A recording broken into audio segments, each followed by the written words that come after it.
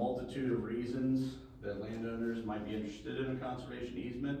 Personal values is probably the most common one that I see.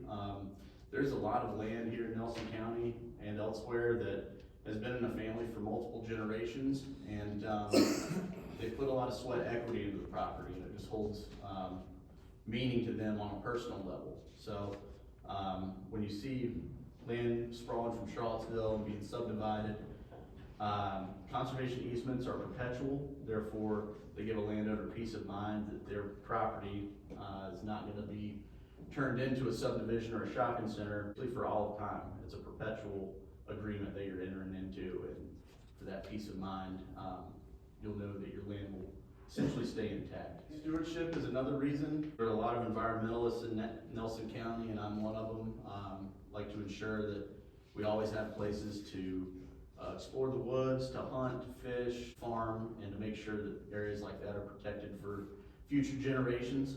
Selling point that I use a lot and kind of sweetens the pot for landowners. There are some really good tax benefits for landowners that enter into a conservation easement.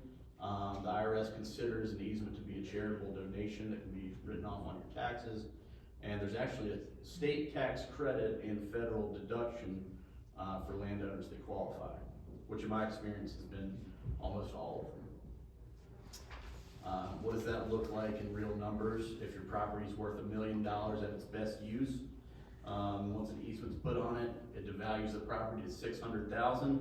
That remaining $400,000 is your easement value, and you actually get that technical loss on your property value back in tax credits. So with a $400,000 easement value, you're looking at $240,000 in a federal deduction that can be used over 15 years, with the remaining 40%, $160,000 being in a state tax credit that can actually be sold.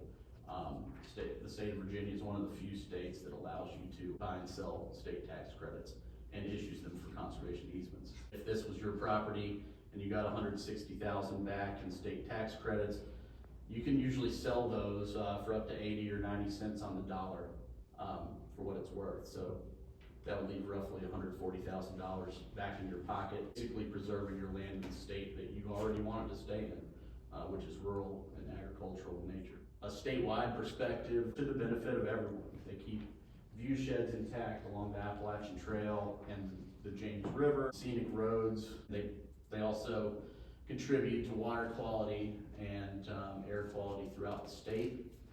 They contribute to wildlife corridors. They keep agriculture and working farms as a viable part of a county's economy.